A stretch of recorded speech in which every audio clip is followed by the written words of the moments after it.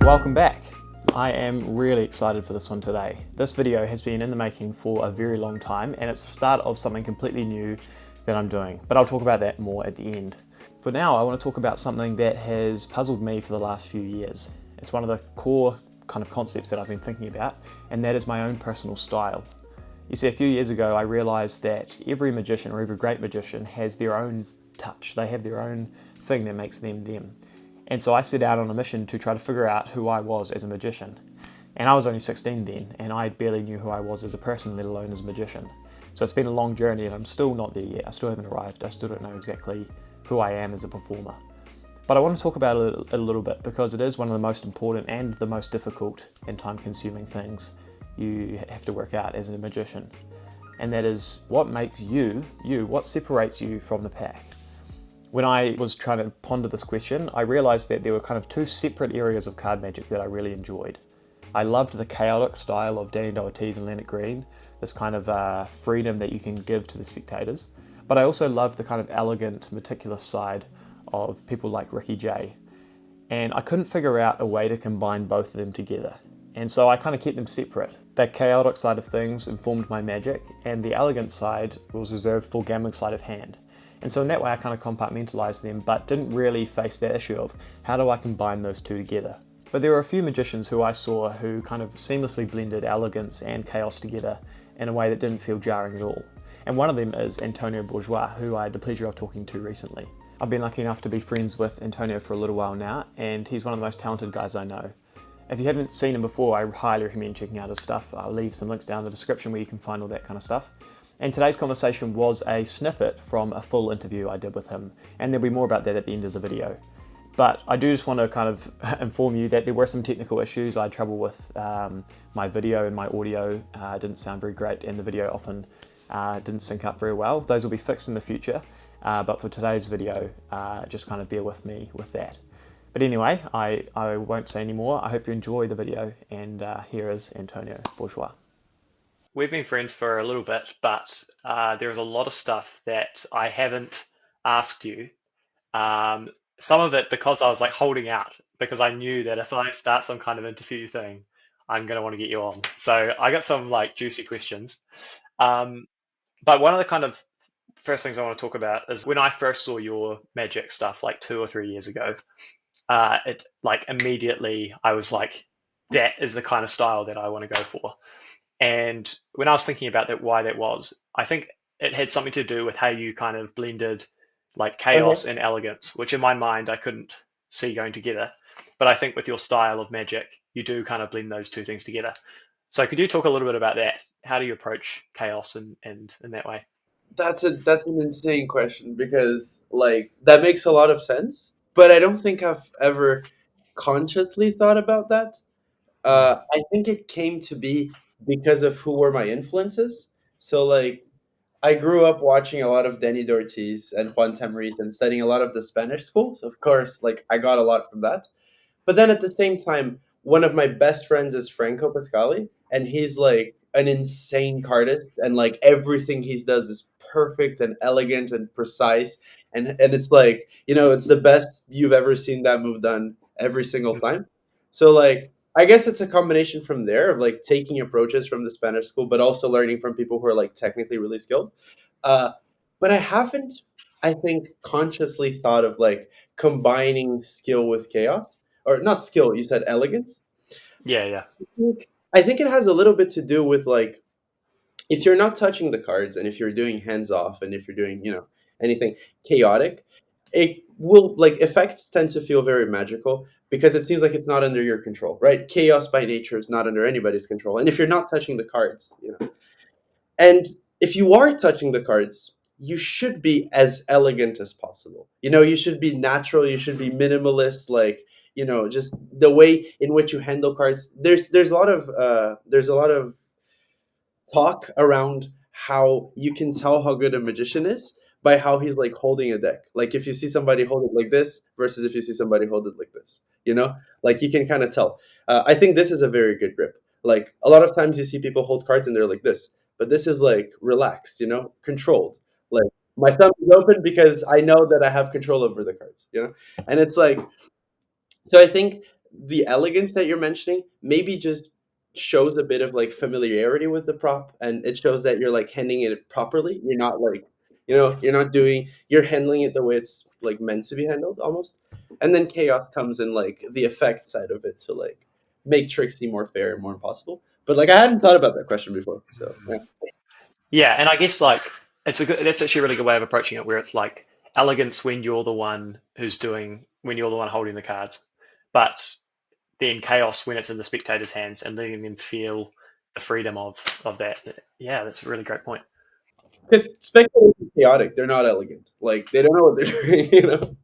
Yeah, and I guess you can always enhance that with your instructions and how you approach things as well. Um, okay, well then, can you talk a bit about your influences in that regard? I know Danny Ortiz has been an influence for me as well, but I kind of uh, have tried to really strip back a lot of the chaos that I learned Yeah. originally. Uh, yeah, so what did you learn from him, and also on the elegant side of Yeah. things from Franco? Yeah. So I found Danny in a moment in my life where I thought I knew it all. I was like, nah, bro, this card magic thing, I've seen everything. I was like 14, and I was like, I literally cannot be fooled. Like, there's no way you show me, like, by other magic, yeah, but you show me a card trick, I'll know it. I know every card trick. And then I didn't know a single Danny trick. I saw him do shit, I was like, what the? So, like, that brain explosion was like really humbling for me to be like, okay, there's like a lot I don't know. I mean, and at 14, that was like super necessary. So Danny came really to show me a bunch of fooling elements of magic. Like, I think his way of handling cards is I don't care. So a lot of the chaos comes from not caring. Like, this is more, let's say, chaotic than if you went up to a spectator and you did this, you know? But it's just because you don't care. You're like, yeah, take one. That doesn't matter. Like, anyone's. I don't care, you know? And it's like this attitude of not caring a lot of times is really interesting. Because a lot of times you do care. You do, it is important. But a lot of times you do want to give that throwaway attitude. Like, it doesn't matter.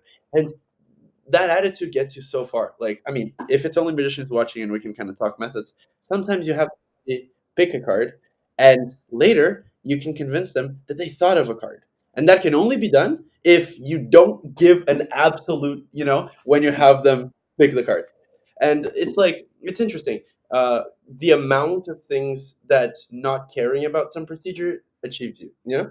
And in the same way, the way that Danny explores chaos is interesting because a lot of times he's constructing a routine where they can't even remember the procedure. So they're like, "Yeah, I picked a card," because like the whole procedure is like just a bunch of things, but they know that that's like we picked a card. So I think that's also interesting and like trying to make something that in the moment seems really fair and in the memory will seem like I just picked a card. So it's like, it was fair to pick a card at this point, even though it wasn't just a selection, but since it was fair, you remember it as a selection, and as a selection, it's like super fun. Do you think there's a line there between like, because you can, I do kind of feel like this with a lot of Danny's tricks where they almost feel, I mean, Danny is really good at writing that line, but do you, there's a line where if you go over it, it becomes too chaotic and now it's confusing. How do you, exactly, yeah. I think the way you don't cross that line is you try to keep a clear in mind what is the effect and what do you want to happen in order to achieve that effect. So, for example, let's say the effect is um, you find a thought of card. The procedure that can be random and so on is not you finding the thought of card unless it's like a way of finding it that's very unique and that seems very chaotic even though it's like memorable and so on. But the part that can be kind of chaotic is in the selection of the card, because that's something that I don't think is too important for the audience's recollection of the effect when they're thinking I picked a card and he found it. It's like I picked a card and it doesn't matter necessarily how you picked the card unless it does, but then you have to give effect examples. But like, so for example, if everybody's shuffling the deck under the table, and you cut and you pass two from top to bottom, and you remember a card, and you do this and you do that, and then later you're like, so somebody here, we need somebody to be thinking of a card. Somebody, you saw a card. Nobody has any idea how he saw that card. No, because everything that was happening before was very chaotic. Maybe he does, but it doesn't matter because the point is he has a card, And now we're going to do something that's going to be very direct and very strong. So like the way we got to this point doesn't really matter. But the magic, the effect shouldn't be confusing at all. The effect should be clear and direct, you know? Yeah, exactly. You can still have a really chaotic handling without it tainting like the overall picture, as long as they know. Yeah, you could have a chaotic procedure that's not the effect. It's necessary for the effect, but it's not the effect. The effect shouldn't be confusing. But there could be a confusing procedure. That's okay. You know, as long as that's not seen as too important. Yeah, that's an important distinction. With if we kind of go back to that topic of elegance for a moment, because just as with chaos, there is a fine line between chaos and confusion. With elegance, there is a fine line between like beauty and being too meticulous. You know, there's a lot of magicians who handle the cards too cleanly and clinically, where it kind of feels like there's Yeah. stuff going on. Yeah, exactly. So how do you ride that line, you know? And how is like, I mean, you've talked about Franco before. How's that informed it? I think it has to do with naturalness. And naturalness can be defined best by Tony Cheng. He goes, wait, is that Tony Cheng? No, that's not Tony Cheng. Why did I think that was Tony Cheng? It's so funny. That's from The Jerk. So The Jerk has the best definition of naturalness. So this idea is that naturalness and suspicion kind of walk together. If something's natural, it's not suspicious. If it's suspicious, it's not natural.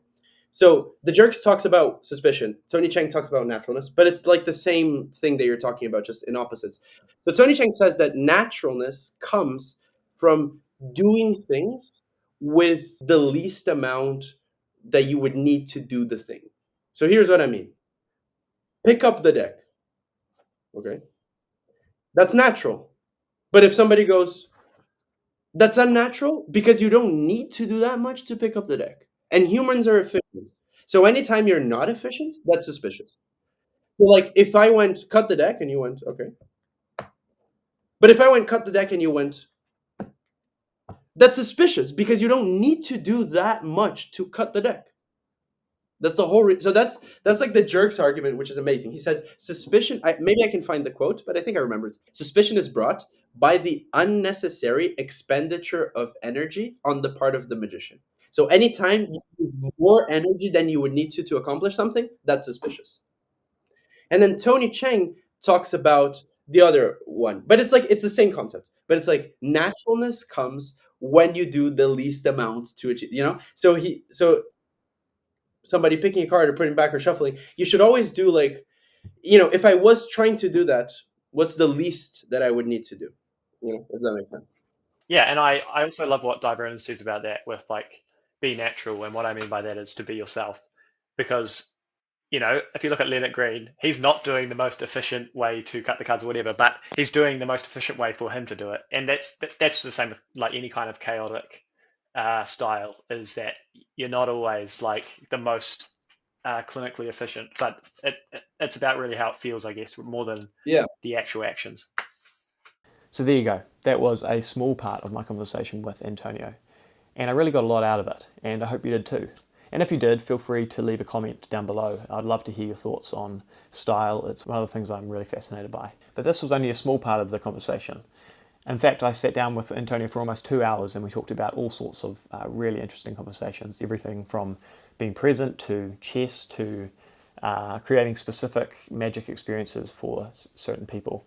And it was a really great conversation. So if you want to watch the full thing, then I will post that interview in a few days. And if it's up by the time you're watching this, I'll leave a link at the end of the video.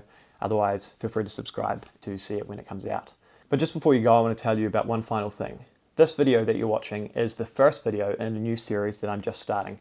It's what I've been working on for the last 3 months. It's gone through a lot of preparation, but it's finally here, and it basically is an opportunity for me to sit down with a whole bunch of really talented magicians and cardists as well. There will be a few of those coming up, and ask them some super interesting questions about magic and about sleight of hand and everything in between.